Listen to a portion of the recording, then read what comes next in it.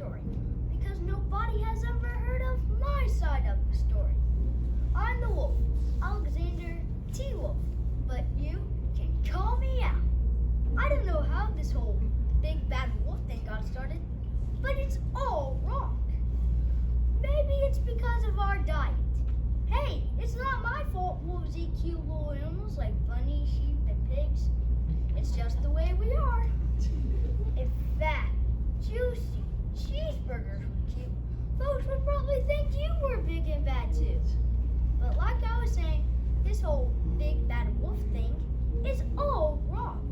The real story is about a little sneeze in 1 cup of sugar.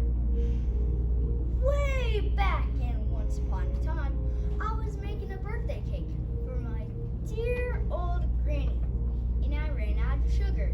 Now mind you, I had a terrible sneezing cold. So I walked down the street to ask my neighbor for a cup of sugar. Now, this neighbor was a pig, and he wasn't too bright either. He built his entire house out of straw.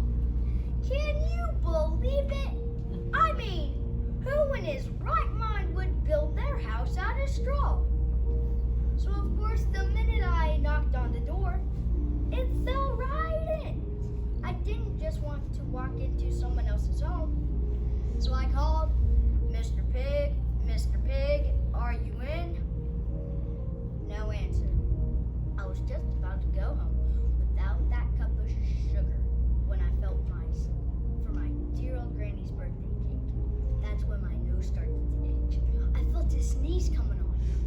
Well, I huffed, and I snuffed, and I sneezed a great sneeze.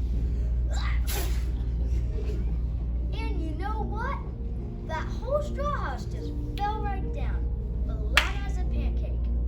And right in the middle of the pile of straw was the first little pig, dead as a doornail. He'd been home the whole time. It seemed like a shame to leave that perfectly good ham dinner lying there in the straw. So I ate it up. Think of it as a fat, juicy cheeseburger just lying there. I was feeling a little better, but I still didn't have that cup of sugar. So I went to the next neighbor's house. This neighbor was the first little pig's brother. He was a little smarter, but not much. He built his house out of sticks. I rang the doorbell on the stick house. Ding dong. No answer. So I called, Mr. Pig, are you in? He yelled back, go away, wolf, you can't come in. I'm shaving the hairs of my chinny chin chin. I had just grabbed the door on when I felt my cold coming on. Well, I huffed, and I snuffed. And I tried to cover my mouth, but I sneezed a great sneeze. And you're not gonna believe it, but this pig's house fell down just like his brother's. When the dust cleared, there lay the second little pig, dead as a doornail. Wolf's honor. Now I'm sure you know food will spoil if you just leave it out in the open. So I did the only thing there was to do. I had dinner. Again. Well, think of it as a second helping. By this time, I was getting awfully full, and my cold was feeling a little better. But I still didn't have that cup of sugar. So I went to the next neighbor's house.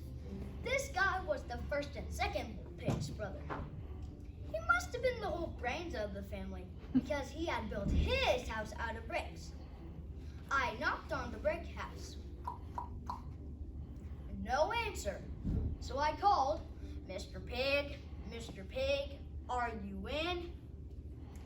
And do you know what that rude little porker answered? Get out of here, wolf! Don't bother me again! Talk about impolite. He probably had a whole sack full of sugar, and he wouldn't give me just one little cup for my dear Sweet old Granny's birthday cake. What a pig! I was just about to go home and maybe make a nice birthday card instead of a cake when I felt my sneeze coming on. Well, I huffed and I snuffed and I sneezed once again. Ah! Then the third little pig yelled, "And your old granny can sit on the pen!" Now, I'm generally a pretty calm fellow, but when somebody talks about my granny like that, I go a little crazy. And that, my friends, is when the cops drove up. Of course, I was trying to knock down this pig store. I was defending my dear old granny's honor. And the whole time, I was huffing and puffing and making a real scene. The rest, as they say, is history. That's it, the real story. I was framed.